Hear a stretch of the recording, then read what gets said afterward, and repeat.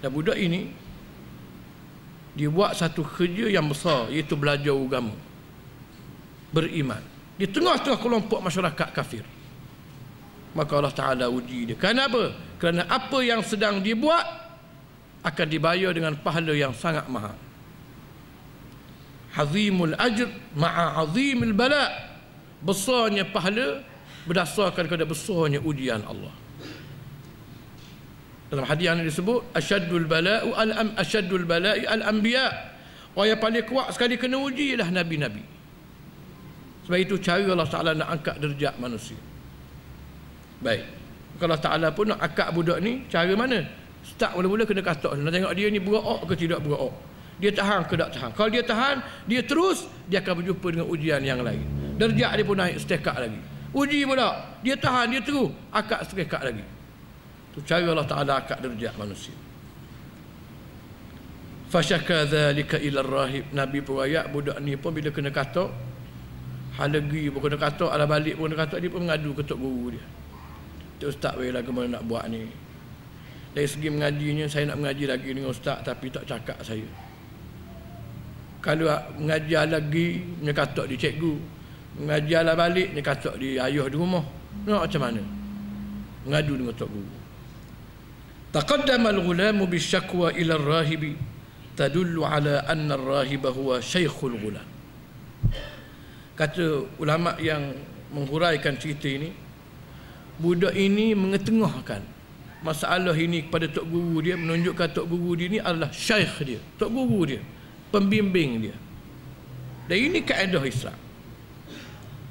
Lepas tu bila kita berguru belajar dengan satu orang, bukan sekadar habis belajar balik begitu saja, tak begitu. Bahkan ada hubungan. Kerana apa? Kerana Islam yang dibawa oleh Allah, dia bernilai gerakan, harakah. Al-Imam Sayyid Qutb kata, kalau mau belajar Islam, tiba-tiba sebelum mau belajar dengan selepas mau belajar supaya je, maka ketahuilah apa yang sedang belajar itu bukan Islam. Belajar itu benda lain. Orang je beri nama dengan nama Islam. Tapi kalau mu belajar tu Islam sungguh, paling-paling tidak, dia akan menggerakmu. Seperlahan-perlahan gerak adalah mu berkongsi apa yang mu belajar. Kerana mu rasa ini betul, ini yang terbaik dan tak cukup aku seorang saja buat, orang lain mesti buat. Maka mu akan berkongsi. Kongsi itu satu bentuk gerakan.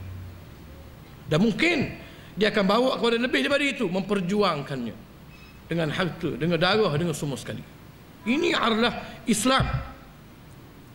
Setengah-setengah orang belajar bab nifas, bab haid, bab ambil wudu, bab semayang, bab tajwid daripada tadak gigi, ada tadak gigi, belajar tajwid, siapa ada gigi, siapa tak ada gigi semula.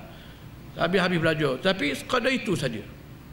Islam tak pergi mana-mana. Dia pun tak pergi mana-mana juga. Kerana apa? Kerana falsafah apa yang dia belajar itu sendiri tak faham. Apa yang dia belajar ini adalah ajaran yang mari daripada langit yang terbaik untuk mengamankan seluruh dunia, yang membahagiakan seluruh manusia. Dia tak faham begitu. Maka oleh kerana itulah budak ini bila dia kena begitu, dia mengadu dengan syekh dia. Bagaimana ustaz, saya begini, saya begini. Dan pengaduan seperti ini, kadang-kadang kita ni tok guru ni wak tanya halal haram je. Halal ke haram ke, sah ke batal ke. Masalah-masalah yang berkait tentang kesinambungan apa yang kita belajar. Saya ada masalah sikit ustaz. Umpamanya bila saya dengar, saya berapa, saya faham molek, balik di rumah duduk seko jadi pasal lain pula jadi. Bukan masalah halal dan haram saja, untuk meneruskan apa yang dipelajari, mempraktiskan, memudahkan apa yang payah. Hanzalah radhiyallahu an, bila satu hari berjumpa dengan Sayyidina Abu Bakar, dia kata, kaifa asbahta ya Hanzalah? Hanzalah, lagu mana pagi ni? Apa khabar? Asbaha Hanzalah munafiqan.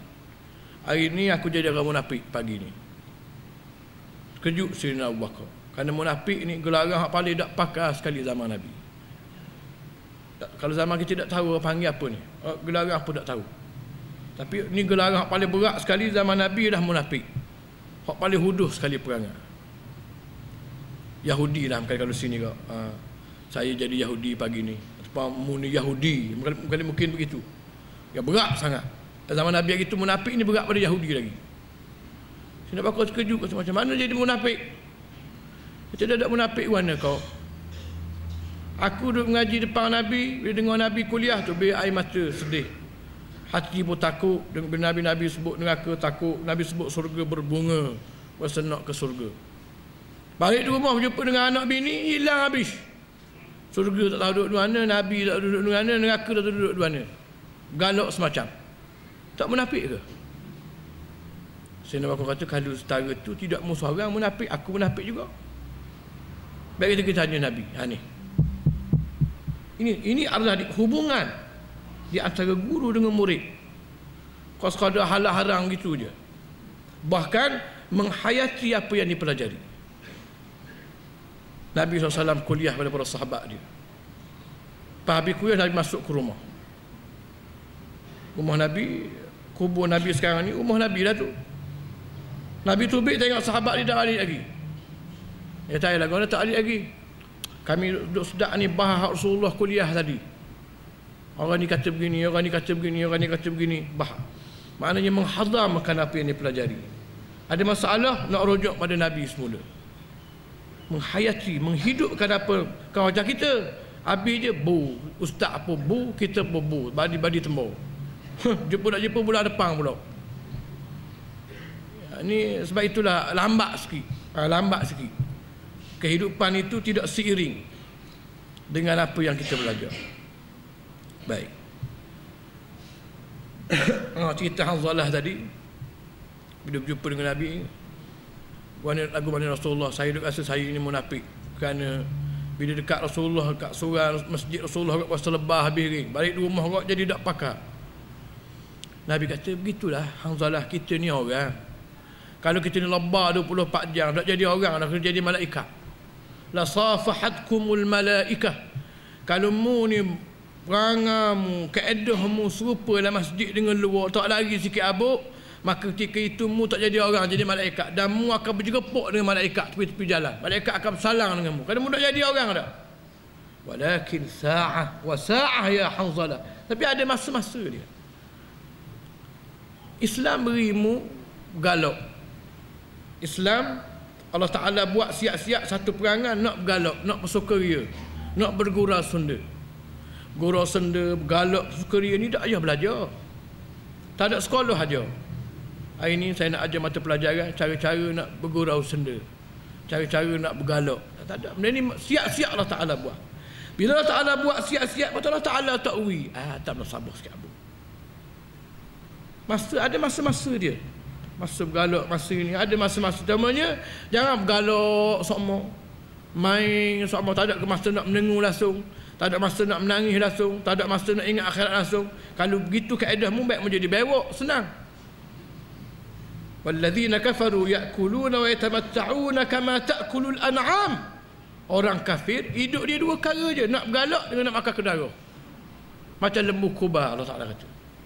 Fannaru maswalahu, untuk orang macam ini baik bulan neraka. Sipang buat apa? Bulan neraka lebih layak. Aku beri otak, aku beri hati perut supaya mu jadi kuli batuk aku, hamba abdi aku, tunduk pada aku. Tiba-tiba mu nak bergalak saja, tak kira halal haram, tak kira masa, nak ke darah saja, tak kira halal haram. Baik bulan neraka mu. Baik. Faqala idza arada as-sahiru an yadribaka faqul habasani ahli. Nabi meneruskan ceritanya. Lalu tok guru dia kata begini, awang bila mana cikgu sihir mu nak katok mu kerana mu mari lewat, mu ayat ke dia, habasani ahli, cikgu saya lewat ni kerana ayah saya banyak kerja hari ni di rumah, kerak kayu lagi, basuh latar lagi, rekalah apa saja. Sebab tu saya mari kelas lambat hari ni. Dia ajar anak murid dia tipu. Tipu cikgu mu. Wa idza arada ahluka an yadribuka faqul habasani sahir. Dan bila mu mari mengaji dengan aku ala balik sehingga sampai di rumah lambat, ayah mu nak kata mu, ayah hari ni cikgu buat kerja sekolah banyak, ada ujian, ada periksa, ada kuis, ikut gilah jawab apa saja supaya mu tidak kena kata. Jawabnya yajuzul kadhib fil halatid daruriyah. Cerita macam ini walaupun berlaku umat zaman dulu, tapi tubik pada mulut Nabi, dan Nabinya tidak komen. Cara ni tak kena ni. Kalau Nabi komen lain, Nabi cerita menunjukkan hijab macam ini bolehnya menipu bila darurat. Baki lagi darurat ni orang sedap darurat semua dia seko. Riwayat khususan idza dafa'a al-insanu bil kadhibi syarra al-a'da'i 'an nafsihi kama fa'ala al-ghulam. Khususnya menipu ini bila mana tipu tu boleh mengelak kita daripada kejahatan musuh Islam. Ni khususnya begitu. Dengan arti cakap betul dengan menipu berat cakap betul lagi. Kita tipu kali itu. Bukan untuk diri kita, bukan untuk supaya kita meneruskan kejahatan kita, supaya melalui tipu itu kita boleh buat kebaikan, boleh terus buat kebaikan. Lepas tu tipu kalau nak cari makan, nak cari piti lebih, ini tak dibenar oleh Islam. Dan saya lebih consider kepada bukan tipu tetapi ta'rid. Ta'rid maknanya belik. Islam memang dia benarkan kita belik. Contohnya jangan sokmo. Belik lain, tipu lain. Orang mari rumah kita ketuk pintu.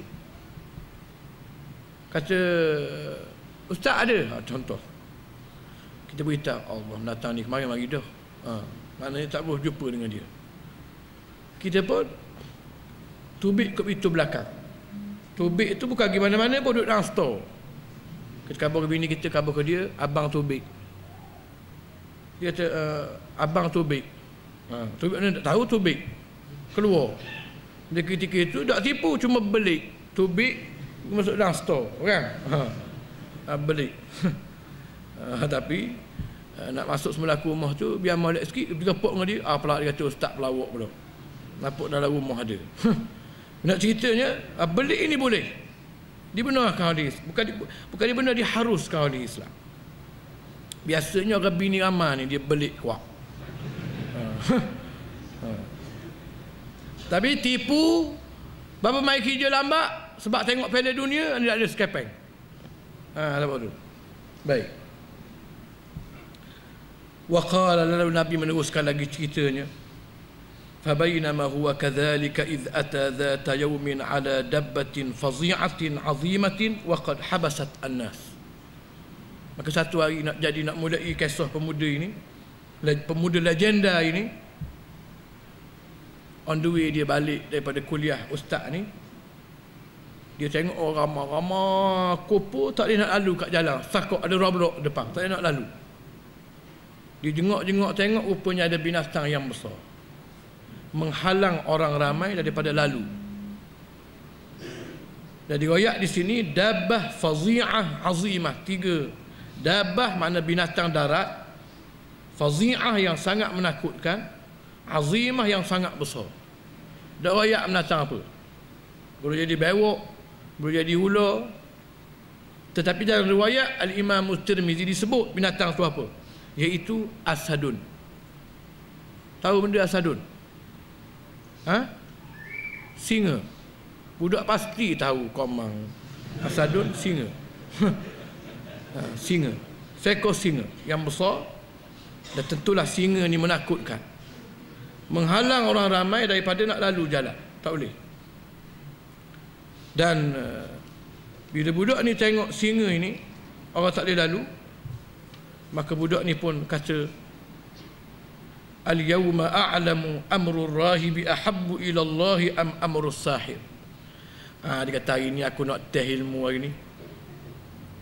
Ilmu siapa dia hak pakai, ilmu hak ustaz ajar ke ataupun ilmu hak cikgu ajar, cikgu sihir ajar.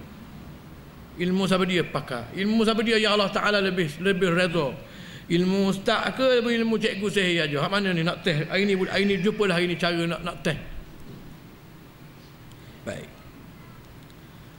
Dan bila budak ni kata, hari ni bolehlah aku nak test ilmu ustaz ke ataupun ilmu cikgu, menunjukkan dia sebenarnya sedaknya dengan ilmu hak ustaz aja.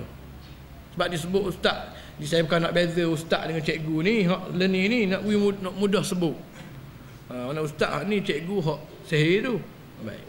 Bukan maknanya nak merendah-rendahkan cikgu, tak ada niat langsung. Kedua-duanya adalah guru kita yang wajib kita hormati. Para hadirin. Baik. Jadi dia sebut, ustaz dulu baru sebut ahli sihir dalam cerita yang diceritakan oleh Nabi menunjukkan dia memang sedap dengan hak ustaz dia. Cuma hari ni dia nak putus hari ni. Hak sungguh-sungguhnya hak mana? Hak sedap. Baik. Fa akhadha hajaran. Dia pun ambil batu suci. Fa qala, bila-bila dia ambil batu dia berkata, Allahumma, ya Allah ya Tuhanku, in kana amrul rahibi ahabba ilaik, jika sekiranya hak ustaz duduk ajar selama kini adalah hakmu paling suka sekali, wa arda laka yang muradai minas sahih, daripada ilmu hak cikgu sihir aku ajar, faqtul hadhihi dabbah, maka beri mapuh singa ni dengan batu ni, hatta yajuzan nas, sehingga orang boleh lalu jalan ni. Dia nak teh begitu. Dan kepada hadirin masih ingat masa saya baca sirah Ibnu Hisham bulan lepas, kita berhenti sekak budak ni cuba cari Ismullahil A'zam, nama Allah yang agung. Mungkin kalau kita boleh gabung jalinkan, budak ni masa dia nak lepas batu tu, dia test dengan menyebut nama Allah yang agung yang diajar oleh gurunya kepada dia. Dan kalau saya boleh curi sikit bagaimana cara dia cari nama yang agung itu, disebut dalam Ibnu Hisham,